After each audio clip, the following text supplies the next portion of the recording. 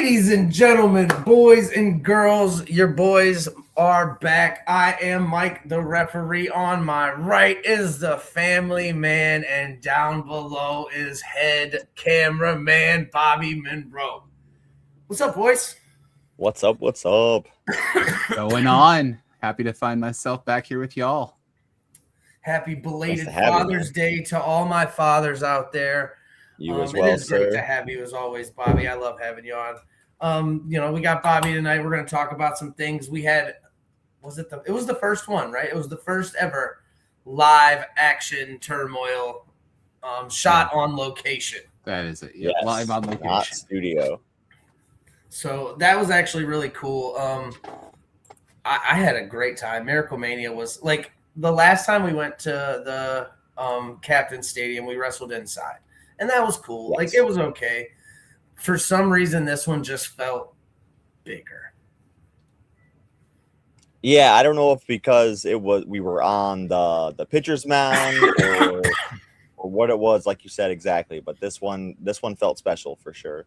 Yeah, I think with the other one, we were kind of like off to the corner. We were inside, which was super cool and grateful for that opportunity. But to know, we were the focus. We were the event.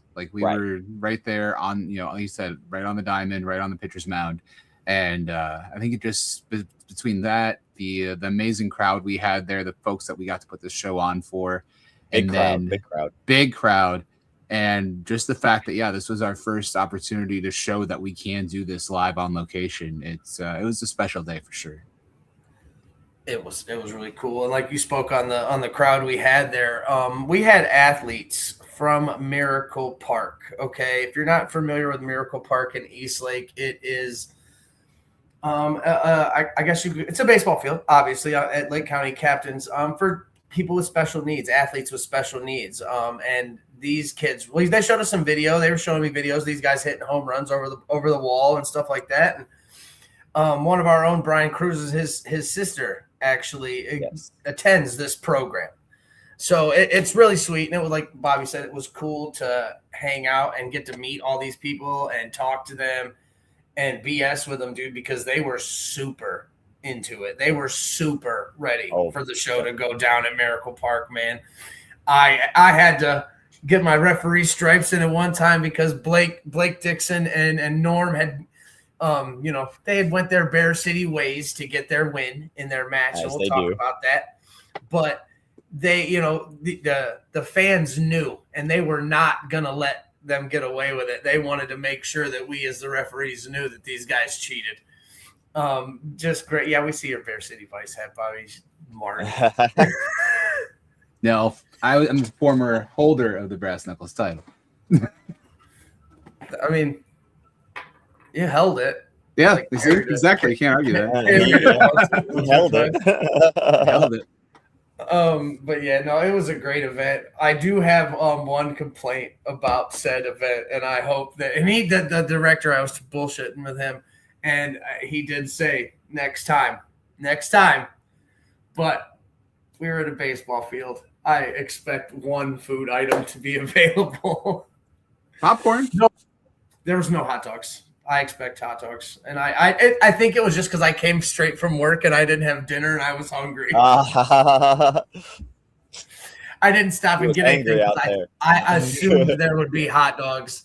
I assumed wrong, but they did have popcorn with various seasoned salts and stuff, and beverages, sodas, waters, the whole nine, and everything was free. So kudos to them for that again. Yes, 100%. It was a cool event. I don't have Bobby. Do you have the card? Tony, do you have the card? I don't have the card in order. I only have my matches. Hold on 1 second. I got the. I don't know if it's in order. I hadn't uploaded it yet. 1 second. It is in order. The one I have is. We had 8 total matches at MiracleMania. Two title matches. Right? Yes, two title processing. I mean, we started off, like I said, Blake Dixon and Norm. I know that was the first match. I just can't remember who they cheated to win. They went up against JD Smooth and Cree. That's right, and Cree Fudo. That's right, because we had father versus son. Yep. we had father versus son here. Okay, so let's talk about this real quick because I mean we're on the Piledriver. We know what we're doing here. We know what we do on Thursdays and Saturdays. How fucking funny was it to see JD as a good guy? Right.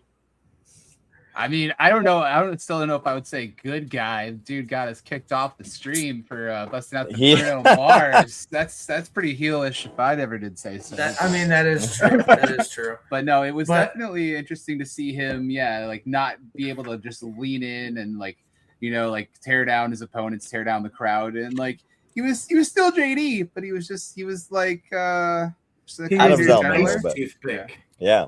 He was the nice toothpick, and like it was weird. He was kind of like one of those flossers, instead of an actual toothpick, not as sharp, but still gets the job done. Right. The little plastic ones that like the pre one. Yeah. It's nice. Nice. He is the hairy dental pick. Yes. We got Shady Ace in the chat. If that's who I think it is, that could be. Is that a shadow demon? It could be the Shadow Demon Ace from. We've seen him around Power Slam Pro Wrestling. Alec in the chat, and my boy Chris Campbell. What up from South Carolina? What's up? Chris is my Browns backers buddy. We hang out. We used to hang out, watch the Browns up here. But good. What's up, buddy? Hope you're doing good down there. But yeah, I just. It was so weird to see JD with the faux hawk, and I think he painted it silver at one point. Yes, he did. I did not even. I didn't even notice that.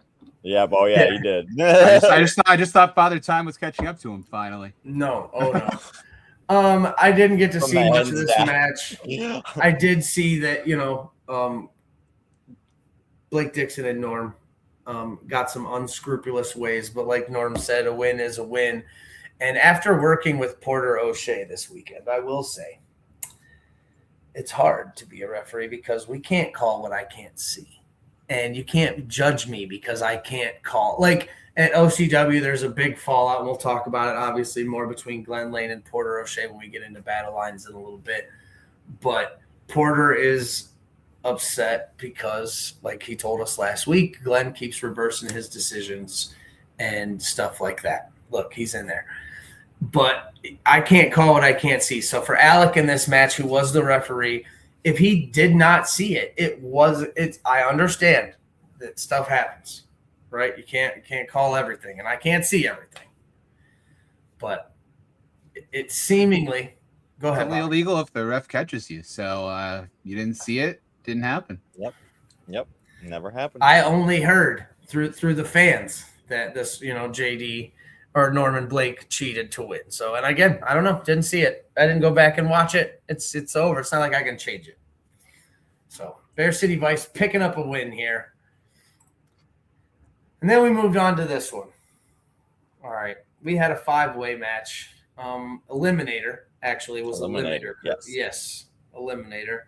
For the Brass Knuckles Championship, El Refundo going against Yoder, Kokojima, Shapiro, again, and the defending Prince Taco.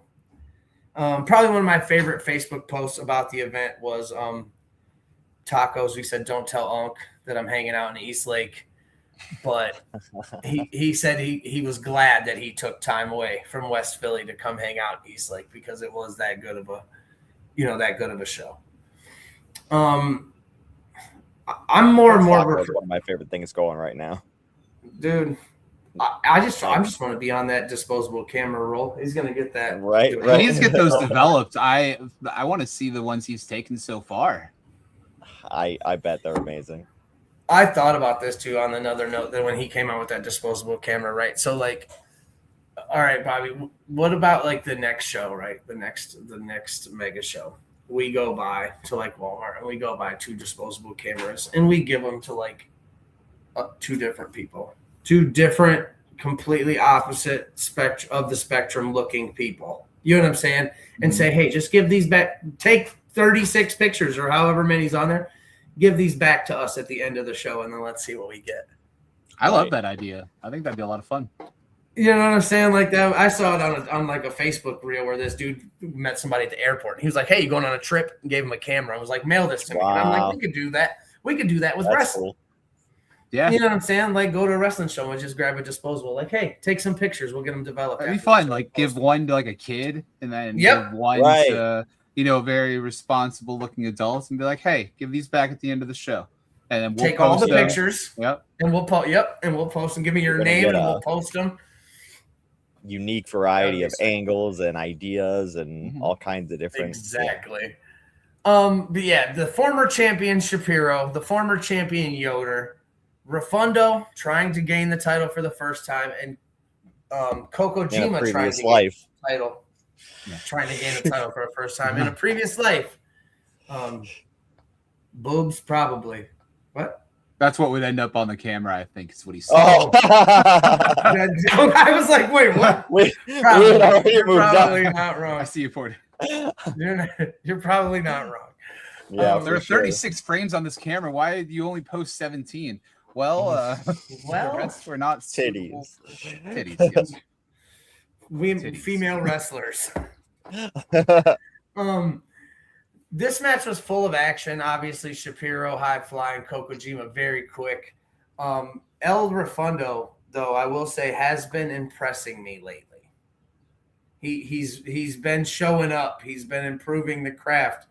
I don't know about the whole. He's running out of money to give, though. I've seen this as it comes out. The money has been dissipating, and he used to refund everybody in the crowd. Now only like two people are getting refunds. I think now he's going to be out there seeking refunds is what's going to happen. You know, he would have to. I mean, you could only do so much.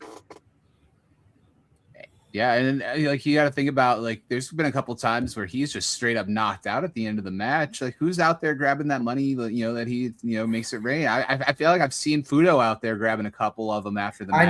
I know. I mean, but we already know he spent that on chicken sandwiches. 100%. So. I mean, I've seen Refundo, lose some dollars lately. Alex said he is an El Refundo fan, and no, I'm the same way. Like the kid's got it, but he's gonna have to figure out something what to do with this money, or like start hustling some merch or something because then you're gonna run out of refunds. I mean, it is graduation season. He could pretend that he just graduated and have a party, and people could bring him some money. He graduated from Lucha Libre school. Yep. He did. Escuela. I mean, hey, those graduation parties, man, you get some cash from people, maybe he'll be good again. That's true. Like I said, great match, high flying all around. Yoder at one point I thought was going to come back and take his title, but sadly the field fell and the Prince of West Philly reigned supreme as Taco retained his championship. At one point, though, I think Taco thought it was a battle royal, like an over-the-top battle royal. Yes. He tried to throw everybody out, and he thought he won. He wanted me to raise his hand. I told him that it was a eliminator. We had to pin or submit, and he didn't believe me. He thought he was the winner. But that's how he won the crown and things. So maybe for some reason it was. It's not broken. Don't fix it. Yeah, he's got PTSD of he just thinks there's more than one other opponent. He's got to throw him over the top rope or something. Yeah. It's instinct alone. I do want to say too, like Shapiro, I think really showed out in that match, and definitely somebody to keep his eye on, especially now that he's kind of broken the shackles, if you will, of having to live for justice and all this stuff. Like now, I think he's living for. Wins. I mean, he's definitely the one to watch in this up and coming group. The syndicate just in general, but Shapiro, I've been a fan for a while, and then him just going even crazier, I think, is definitely really good for him. Yeah, for sure. The next match we had was an absolute wrestling clinic, as we expected. We talked about this last week going in. Yep. We knew that this match was going to be good. I think my favorite part, not surprisingly, was how much the audience connected with Sebastian. Oh, definitely. Sebastian realized it as well. She was out there a few times during the show, getting the crowd riled up and cheering and everything. And yeah. I mean, Dio Salvador coming in, it was talked about on commentary. I heard a few times him being the new head trainer at Mega Championship Wrestling, going against, one of the most, if not the most tenured vet on the roster. That's been, probably Kalam, but like Sebastian's been around Mega since, she's been in this business, but this match was phenomenal. Yeah, the match was like you said, a technical overall. and you get some of the, I saw, what was it, a bottom rope lion salt from Sebastian at one point. That was innovative. Haven't seen anything like that, I don't think, before. So yeah, just new moves.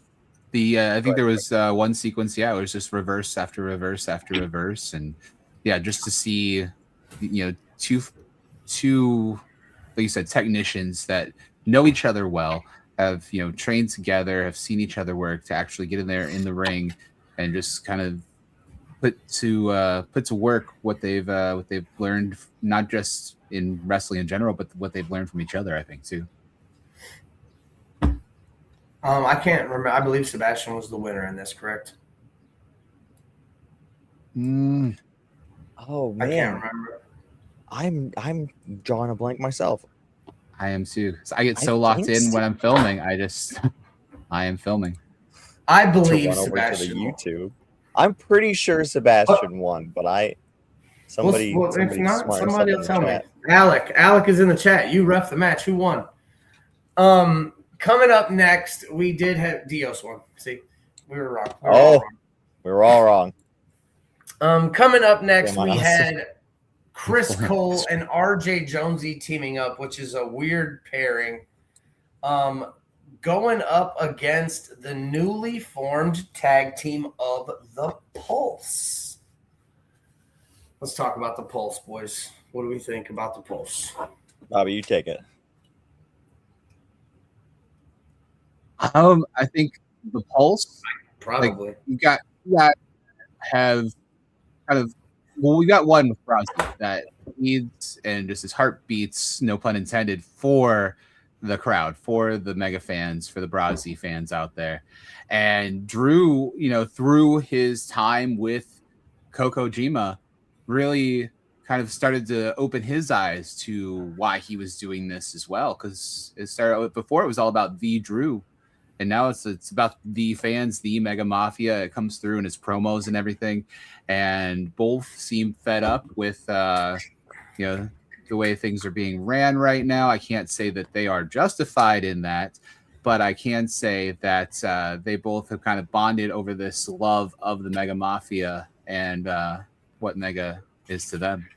So I think, they still need to work out some of the kinks, based on the results of this match, but this one they did not get the dub. I think they're definitely they did not get the West Side dub, if you will, but they definitely are on the ground floor of an exciting opportunity. They just gotta keep working at it. I will agree with that statement. I like the formation. So when Brozzy, if we've been burning around Brozzy for a while, and Brozzy has been in factions before. He has been in groups before. Chambea. If you think about Chambea, and that's Chambea Reloaded.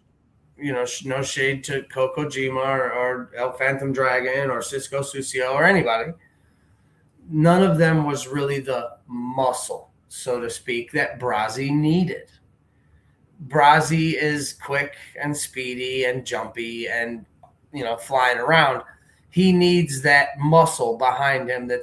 It reminds me of Shawn Michaels or Diesel. Right. Where that Brozzy can be his, you ain't going to do nothing. You ain't going to do nothing. Oh, get him, Drew. Get him, Drew. Yeah, 100%. So I think I'm very excited to see where this tag team goes. I think beyond that, I think Chris Cole needs a different picture, because this man is not the smiley, happy-go-lucky Godfather of Mega. I've been trying for weeks. Smile when he's whipping all of our asses. I mean, honestly, I would love to hop in there and get another piece of Chris Cole at some point. He pile drives you 15 like 5 times, bro. Be careful. I mean, hey. It was 6, Yeah. but hey. Hey, who's counting other than the pile driver counting that was displayed on the screen? Only the guy that took them. It was No, and I mean, and he, almost, re-broke my hand. And yeah. But I've been trying for weeks, but like I don't want to bug him too much. Be like, hey, you need a new picture. Like he's like, what's wrong with this picture? I'm like, okay, what's wrong with this picture? Yeah. Sir. Yeah, yes, sir. I think Jonesy kind of likes this new old again Chris Cole, this killer Chris Cole, man. He likes this cocky old veteran that he can kind of latch onto and get W's, obviously. I mean, he has been hanging out with Chris Cole a lot lately, and it was I guess beneficial to him in this case. So able to pick up the dub over the Pulse. You've got to imagine as well that, with Jonesy being the pop punk prince, he's probably frustrated by the fact that you've got other people running around calling themselves a prince now. So, I mean, that's probably where some of that he needs a crown. He needs like a pink and black crown to match his aesthetic. Could we Maybe see he challenges Taco? RJ Jonesy versus Taco for the crown. Crown versus career match. Crown versus hair match, actually. Oh, don't put that out there. Jonesy won't be happy. All he has to do is win. We did see the return of Jessa Sparks coming, and we didn't know, kind of what she was going to be doing or hanging out, but we did come to find out she was there to manage Zafira. Yeah, and what a pairing that is. I mean, Zafira, we don't know a whole lot about Zafira, but they tried. Putting her foot in her mouth when Big Mo needed an opponent might be something Zafira needs to stop doing. Yeah, they tried. Big Mo, obviously mega fan favorite. Big Mo said my arm is bruised. I mean, there was a photo going around on the by one of our wonderful photographers, Jose, where it's just Mo and Zafira's head on the clothesline. I mean, the girl, Jessa jumped off on you, Mo. They knocked you down. They had you maybe for a half a second. I mean, we knew this was going to be bad for Zafira coming in, though, Bobby. Yeah. Oh, absolutely. Yeah, I think that this obsession with the video games and everything, and just being so focused. I know, right? And that's how he learned how to do this fatality that we saw him execute on Zafira, where her head just kind of detached from her body and her soul left and came back down to earth. It was wild. I've seen that lariat knock out many a people, all right? And lariat not for nothing, this is a smaller Big Mo, but probably a more powerful Big Mo. That man has taken some weight off and packed down some muscle. Oh, undoubtedly. And you got to think about like the Mo fact looks that good. I'm not in it because he's in the chat. We're gonna pretend that Mo's not in the chat. Mo was posting them pictures, and this motherfucker be out here looking, and I was like, okay, all right. He's out here like, damn. Right. And Mo is one of those forces of nature you talk about, the unstoppable force, the immovable object, right? What if that unstoppable force is now more agile and faster than ever? And you've got this force of a human being coming at you faster than ever. Like the game has changed for sure. And Big Mo is not to be messed with. Big Moan salt? A Big Mo salt? Dude. That sounds like something you'd hear yeah, right. That sounds like a move that Big Mo uses in wrestling. I downloaded the wrong WrestleMania. I downloaded the wrong WrestleMania movie. The Big Mo salt. But yes, no, I agree with you 110%. Mo taking down some pounds. losing a little bit of that, get a little muscle in there. Definitely made him quicker. Yeah. Bang! Just, but we did see, like we said, at one point, Jessa made her presence felt, climbed to the top rope and jumped off, while Zafira, used a little smart tactic, bent down, junior high school style, and they took Big Mo down. I think that was some Angry Birds coming through, like how like right. kind of direct one, like kind of have a layer at the bottom there and kind of tip the wall over. The exact angle. That was yep. Or maybe some like candystand.com pool, taking it back to the early 2000s for y'all. Like just look it up. It's a thing. But yeah, like the science, the physics, the math all lined up, and yeah, that was the only way to take Big Mo off his feet. Yeah, I mean, it didn't. Fortunately, it wasn't enough. Didn't really work, as Mo was able to, like we said, knock Zafira's head clean off. Hopefully, they're all right. But Mo did get the victory. So, Yep. And then who's that guy? Match, we had our very own Tony Forge step in to take the matchup, the open challenge from bucked up Colt Johnson. Unfortunately, you were unvictorious, my friend. Yeah, all I can say is getting thrown over the fence, the home run fence, wasn't the highlight of my night. But I did get a big leap back over on the Colt Johnson, taking him out. So that was nice. And I don't know, rule book wise, I'm not sure if you did. He got, man, I tried to get back in the ring after all that happened, and he kicked the ropes, got me low. I'm sorry. I was there. No. Nope, you're fine. You're fine. You mean, it's Colt, man. That's all he does. It's all he does. Underhanded tactics. So it is what it is. Tony Forge unable to get the win. Colt Johnson did throw you over the home run fence, though. Yes, that clip, it was kind of wild seeing cell phone footage of that clip going around now too.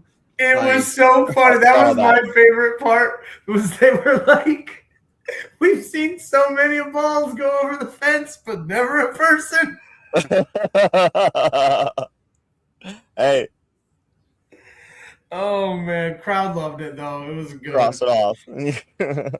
We got down and we had our 2-1 lead Kalam going up against Jimmy James weekends, Coco. In this best of 7 series. Bobby, you still got Coco's wig? I said it promptly in the corner after that photo. Oh, no. Taken. So we've seen a picture. I've seen a picture going around. Bobby, I saw the picture. You taking it. I'm not sure why you're talking like that. I was not taking anything, sir. So don't you accuse me of anything. The only photos that are out there of me in a luscious red wig dressed as Velma or as Daphne rather at Colossal Con. You prefer red wigs. Yes. I mean, I seen that wig. You looked good, Bobby. I remember. Thank you. But I didn't this take match anything that night either. In the Scooby snacks. You didn't take any Scooby snacks? No. That's true. They all got snorted by Scooby Doo. It was pretty insane that night actually, but it was the best of 7 here. We had Kalam going up against Jimmy James, and this match. Look, I think this match had one of my favorite videos of the night. At one point, somebody had a drone. Did you see that, Bobby? Yes. Yeah. Oh my goodness. Yeah, that shot was so cool.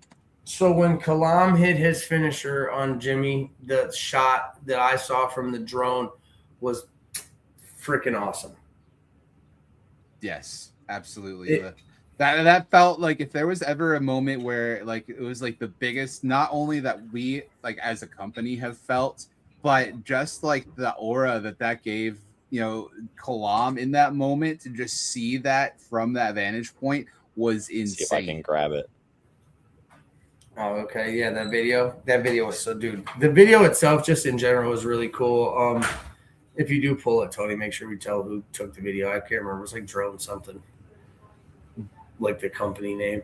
But yeah, the whole video they took, the whole drone video they took from the top was freaking awesome, bro. Like, it was so cool. I didn't see the drone until, I don't know, maybe about halfway through, and it was, well, I was like, oh, cool, there's a drone up there. And like, it ended up being really sweet. That was funny. The whole time in my ear, I just keep hearing Jordan go, "Bobby, look, there's a drone. Bobby, look, there's a drone. Oh, there's the drone." oh, Bobby, check the drone. Bobby, look at the drone. Where'd you say the video was?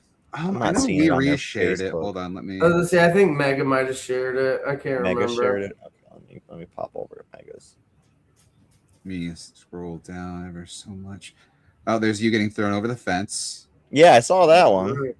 Here it is. It's the guy, one of the city councilmen shared the video, I think. Love that.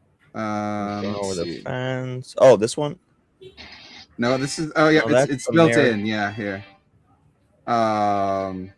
Let's send it over to you. This one has the drone footage and regular footage mixed in. Okay, well, that's even better. We'll just put the whole footage up and we'll show a little bit. Yep, here we go. Sending it over to. Yeah, you can actually, if you haven't yet, you can go over to the Mega YouTube channel and watch the whole thing as we aired it live for the first time. Mostly without any issues too. It was a wonderful. I think it turned out great, that broadcast. Yeah, I thought it was fantastic. There were like said, legit the only issue we had was Uptown Funk, and that got remedied very quickly. Yes, it did. And we'll pull the video up, obviously, because there's some more stuff in the video that I don't want to spoil. But we'll talk about the main event. Kalam did pull off the win. He now has a commanding 3-1 lead on Jimmy James. Nobody's come back from 3-1 except for the Cavs. So,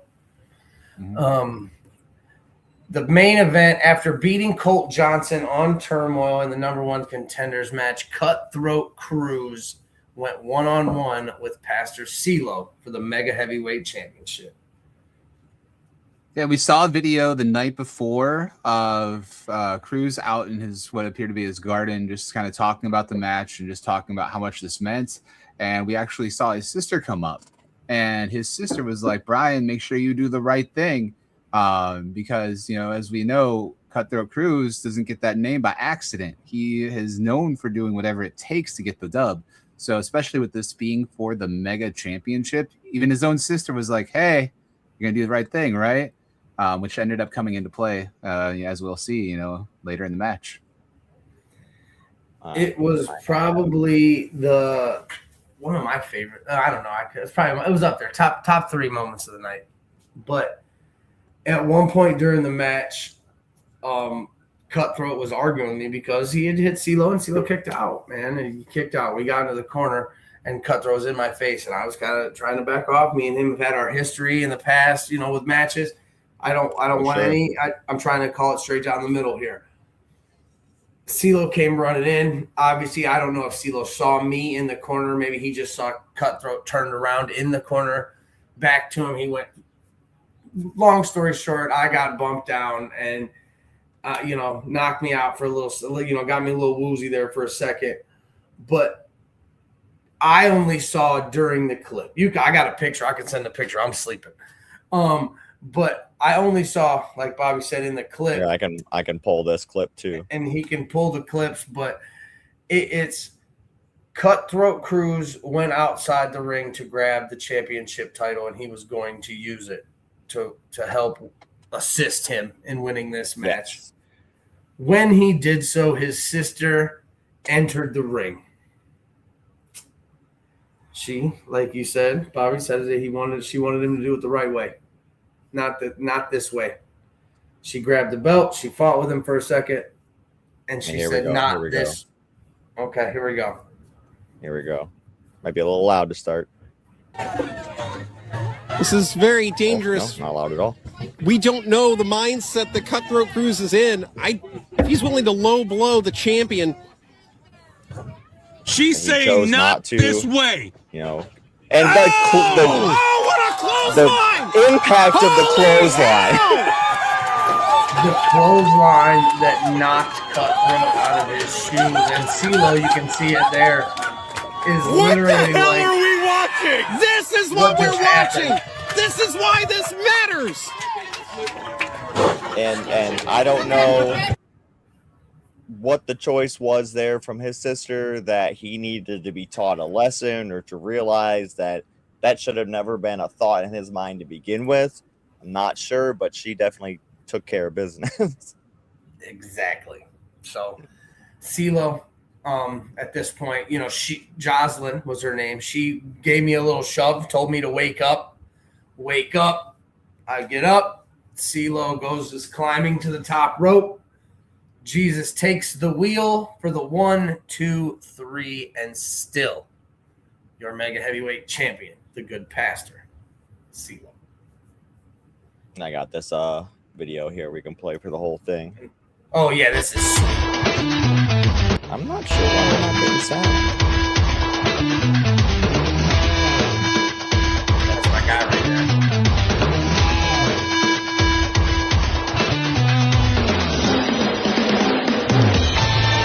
That right there. Oh yeah. So The cradle DDT is incredible.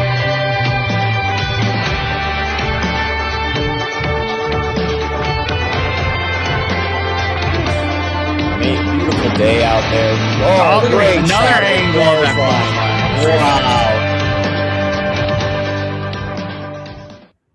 Wow. Amazing. Yeah, I was sleeping. that was incredible footage. Yeah, it was the councilman from Eastlake. Let's see here. Michael Semick is the one that shared it on his page. So thank you for sharing that footage and making us aware that it existed. Appreciate it. Heck yeah. But yeah, that cradle DDT. Oh my goodness, it looked like Jimmy James went straight through that canvas. Right. Yeah, no, that drone footage for Kalam that's pretty top notch. Yeah. All in all, and it was a great show. And then, like I said, I don't know if any of you guys heard me when that video was playing. My guy won the raffle. Okay. Yes, I saw you got the this picture was with him. definitely my favorite part of the night because he knew he wasn't wrestling, but he won. And he walked up to me. He said, "Yo, will you raise my hand? I won." Hell yeah, I'm gonna raise your hand. You won. Let's go. And then it was an awesome moment. Like I said, we got to meet so many of the cool athletes there. I hope maybe next time we get invited back to do and watch after a game. You know, like we can wrestle after a game. You know, like we get to go kind of see what they got going on. Because they had some pretty sweet stuff there we could see. We will have some other stuff in the works. You have to stay tuned to the Mega Championship Wrestling pages. I know that I can tell you that we are at Seven Hills Home Days, July 19th. We are at Rookies again.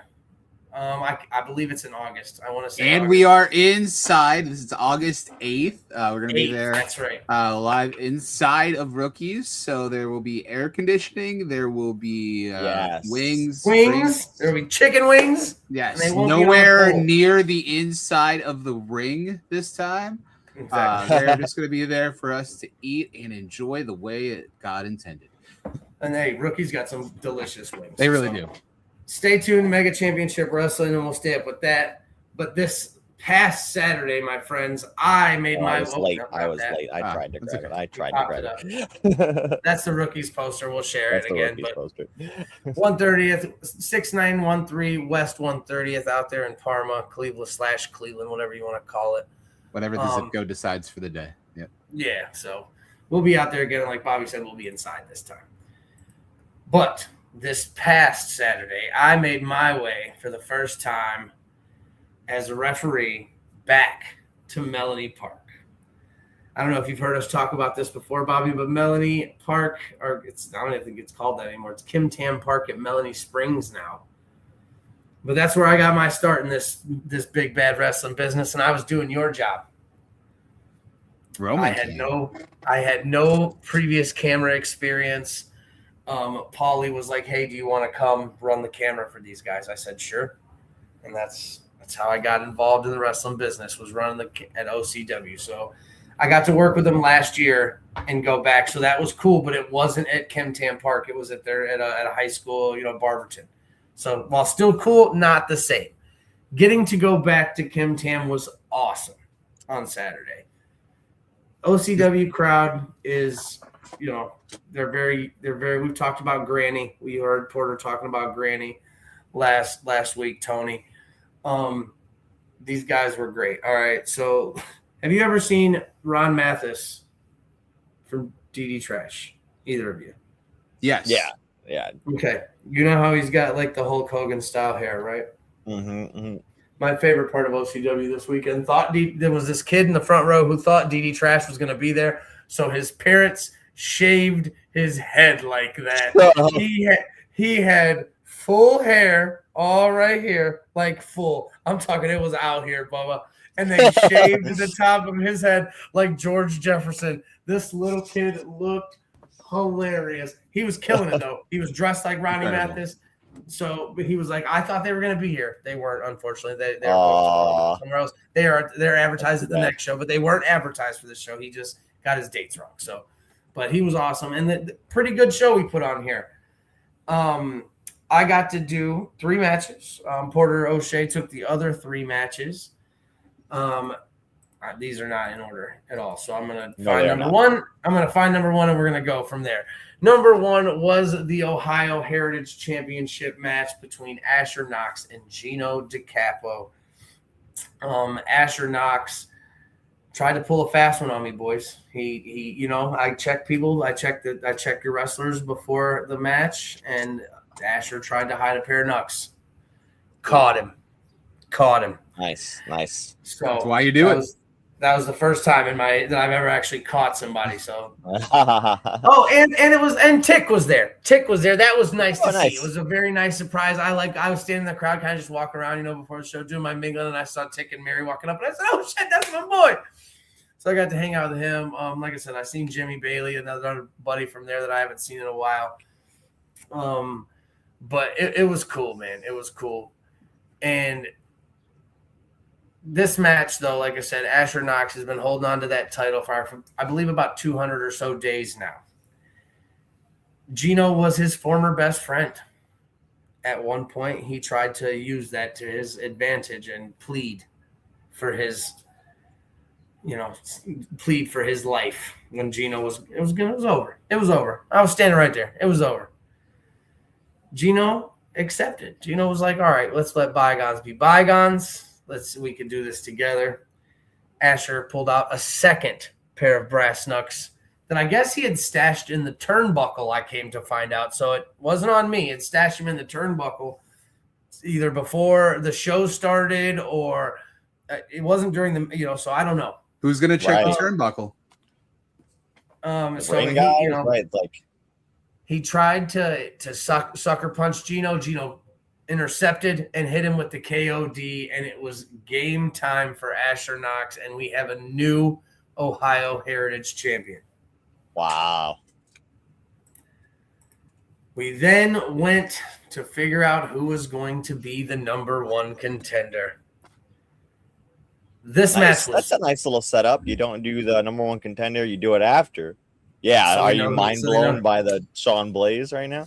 No, the top right. I think, why would you do this, Dontavio? Why did you do this, Dontavio? No, it was actually real nice to see Dontavio in this match. Sean Blaze returning to OCW. Apparently, he hasn't been there in a long time. Right. Shelby Wilder, the fan favorite, and the man everybody loves to hate, Matthew Taylor. Sir. This is like a clash of generations right now. It really is. Indie wrestling goes. It's kind of wild.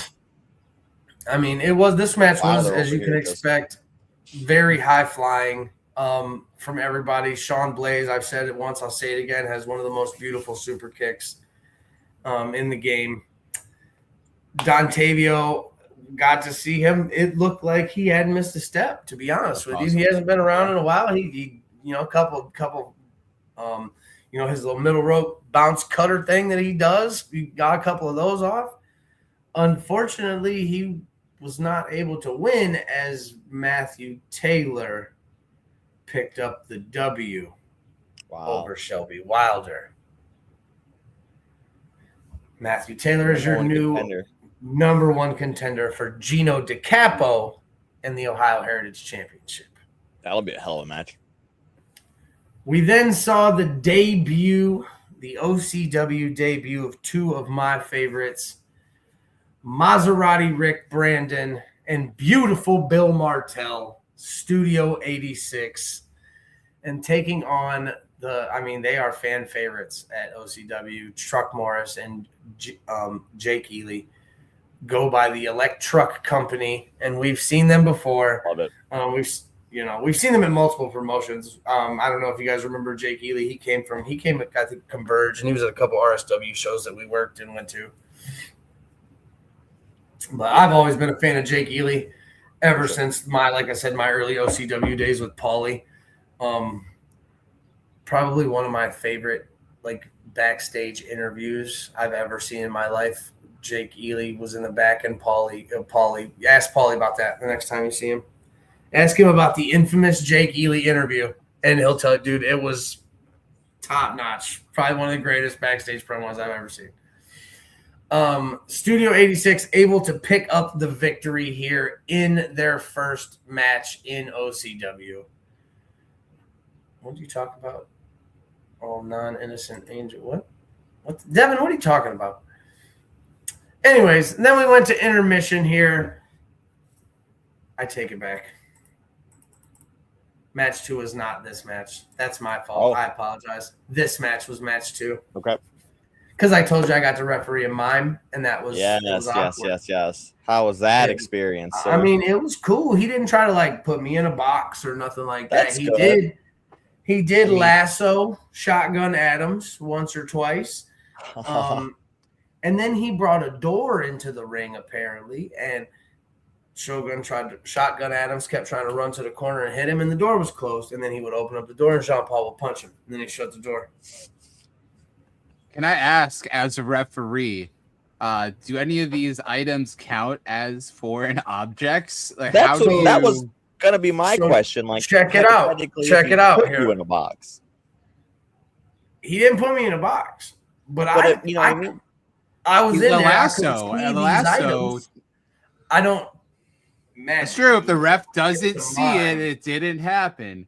So going back full circle, and if you can't see the lasso, is there a lasso? Is there a lasso? Yeah, it's like Schrodinger's lasso. Yeah, that is the most highbrow reference that I've ever heard you make, Mike. Schrodinger's lasso, bro. That's until you look in the invisible box, the lasso exists and it doesn't exist. Who knows? So I don't know. Like I said, Shotgun Adams kept running to the corner and hitting something. He wasn't hitting Jean-Paul, but I didn't see nothing in between them.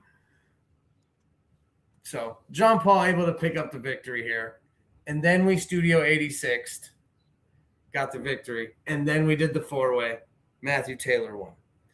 And then we went to the women's match.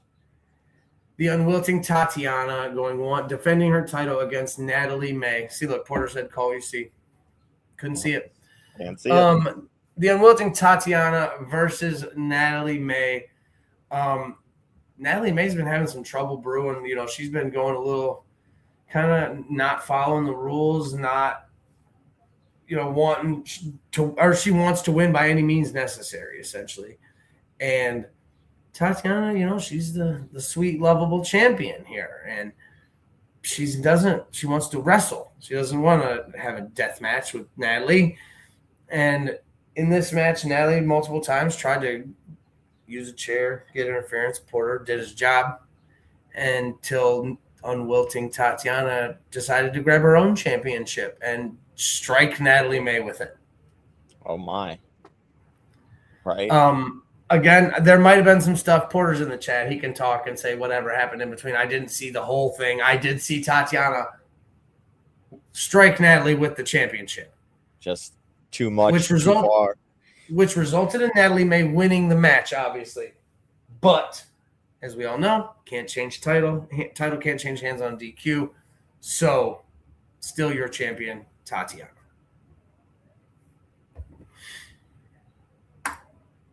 And then the main event. All right. No Shame Jimmy Shane versus Brutal Tommy Hamilton. And I mean, this match was exactly what I expected out of these guys. They are two guys who have worked together, ridden in cars together. They know each other very, very, very well. Unfortunately, it went the way of No Shame Jimmy Shane, and he is your new OCW, I believe, third time heavyweight champion. So, congratulations to Jimmy Shane. Devin said he's still waiting on the match. Like, you want to wrestle me? I don't think you want to wrestle me. I'm not. Sounds like a match that could take place on Independence Day if one should allow it. Yeah, I mean, that's possible. It's possible. Hey. And then last but most certainly not least, and then we'll get everybody out of here. So I believe Raw happened earlier. Was Raw in a different country again? London, England, yes. Yeah. So yeah, I didn't even know that. I thought that was next week. So Raw would already happen, but I'll get you out of here. I'm gonna play some Fortnite. I got sprites to look for. This Saturday. No, it's in the game, Bobby. I don't like Mellow Yellow. This Saturday, I will be making my way up to the Lincoln Park Community Center in Lincoln Park, Michigan, for the Sweet Daddy and the Sheik Memorial Show up at XICW. That's a lot of words. I mean, Extreme Intense Championship Wrestling. Yeah, the Sweet Daddy. Extreme Intense Championship Wrestling. Right. The Sweet Daddy and the Sheik Memorial Show. Memorial 12. 12. Got to use your eyes. Hey, better watch out. Malcolm will hit you with a flaming elbow. Tony, tell him. I'm not knocking it. I'm just saying it was a lot of words. Fucking wild. Right. So I don't know, obviously, the order of these matches, but we know that they got a couple in here and they've announced. So this match right here, the Sweet Daddy Malcolm Monroe Sr. Memorial Cup. You have Alex Weir, who is a former Proving Grounds champion. He is a legitimate karate, MMA, Brazil. Maybe it's BJJ. I'm not 100% sure. The guy can fight. I've heard that name floated around. I've not seen him work, but yeah. We have Michigan's own Nate Madsen. I hear he's pretty amazing. Amazing. He can go. Former TNA superstar, the Black Diamond, Jack Price. Oh, yeah. The Angel of Death. I found out that's what the AOD stands for. AOD, Angel of Death. AOD, who I got to see. He is the current Proving Grounds champion. I got to see him, Bobby, the last time he went one-on-one with Adam Wick, and that match cooked. Tony. That's right. Yes. Yeah, that match cooked for sure. The guy right there next to the AOD, you may know him. That is Zach Gowen. Brother, that's awesome. So That's Zach awesome. Gowen will I be just in saw a attendance. compilation of some really cool stuff he's been doing, and yeah, it's awesome. I'm not sure who Cox is. I've never seen him before or worked with him, so I don't know. I got the triple X in a name. Maybe he's going to kill somebody, try to kill somebody. I love it. Extreme. And then the guy on the far right, not Vacant. We don't know. I was going to say Vacant. I know him. TBA, there will be one more participant announced, but the guy in between Cox and Vacant is none other than 24K. All right. I told you guys about him, Tony. I don't know if you've seen it. The all-class independent wrestling up there, another promotion in Michigan, just had their all-class Rumble, and 24K won it. Cashed in later that night after Adam Wick had beaten Shogun to retain the heavyweight championship. So 24K is currently your all-class independent wrestling heavyweight champion. I don't know if there's a prize for winning this Memorial Cup. I don't know if it's just you get the legacy of the cup, or if it comes with title opportunity somewhere down the way. So make sure to let everybody know next week. Obviously, man. Either way, you get more money in your pocket. Yep, you get a win. We gotta have 8 people in this match. So, all right. I have you ever seen Psycho Mike, Tony? Yes. Well, clips of Psycho Mike. I have not seen him in person. He's the one that just stares at the hard cam the whole time. It's pretty great, honestly. It's pretty great. That sounds amazing. You've never seen it? Have you never seen it? Oh my god, dude! You will love it, dude. Like it's literally like he's sitting there running his whole shine, his whole comeback, his whole everything, and he doesn't like vacate. He stares at the hard cam. Yeah, makes eye contact the whole time when he's running. Boom, suplex, and then pops back up, and he's running the hard. Like he's great. We'll be going 1-on-1 with one half of the Proving Ground Tag Team Champions, Tommy Vendetta, who is a noted hardcore style wrestler. Tommy's great. I love working with Tommy. He's a great dude. So I'm excited for this match again. Psycho Mike in the building is going to be super fun. And then the United States Championship will be on the line as the new champion, the Dread King Logan, will be going 1-on-1 with Congo Kong. This is gonna be a hard hitting men slapping meat match, man. Damn. So, I mean, Tony, obviously Bobby's seen Congo Kong. Are you familiar with the Dread King Logan? I've seen some clips. Okay, so you know that he's like Shogun, but white. Yes. Okay. Hey, I mean, I know last time I checked, Greg was still hurt, so Greg still got a little injury he's dealing with right now. So last time I checked, that's but yes. So the Dread King Logan, I've seen him a few times. I've worked with him a few times, and he is a scary fellow as well. Putting that United States Championship on the line, who he just won from Isaiah Broner, which, you know, is a monster and a man himself. So, but ladies and gentlemen, that's all we got. Tony, you got anything? Bobby, you got anything?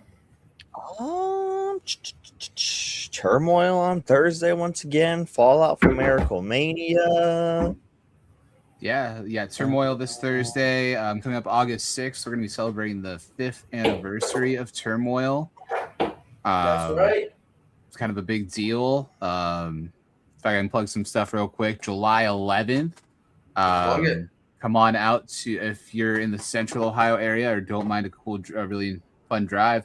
Down at the Twin City Opera House in McConnellsville, Ohio. We're going to be doing old wrestling out there with Fontaine, and it's going to be a great time. I actually used to help run public ghost hunts at this opera house for years, so it's really cool, full circle moment to go in there and do a wrestling show. It's super rad. And I know that same day, I know JD's got a KOA show that's going to be going on. I'll be there probably. What day is it? I'll be at that one as July well. 11th. Yeah. Yeah, I'm at that one. I'm working that one, and then because that I think one I might. XICW is the following Yes, day? sir. Yes, sir. Yeah, because so I'll probably be getting a room up there, so because that way I don't have to drive back because we have KOA and then I have XICW. Yeah, this will be the only KOA that I'm missing just because I have to do the old show, but I'll be there for the rest. Hell yeah! Here's our Seven Hills poster. Oh yeah, and then we will be up at Seven Hills. That's like we said, July 19th, Sunday, 6 to 8 p.m. Match announcements for that will be coming out soon. I'm working on some. Put them in the calendar. Yeah. Lots of dates, y'all. No, 100%. Come check us out wherever you see. Tick, we are at. I'll send it to you, Bob. I don't know it off the top of my head. I actually was working on the poster earlier. So look, Bobby's got it right here. I can tell you. So it's going to be the Detroit Ann Arbor KOA holiday at 6680 Bunton Road in Ypsilanti, Michigan. Ypsilanti. I was legit just working on the poster. So we'll be up there in KOA. It's not too far, Tick. It's not too far. We'll talk. But yeah, so come check us out. We'll see everybody on Thursday, and then we will see everybody next week right here on the Piledriver podcast. Later. Night, y'all.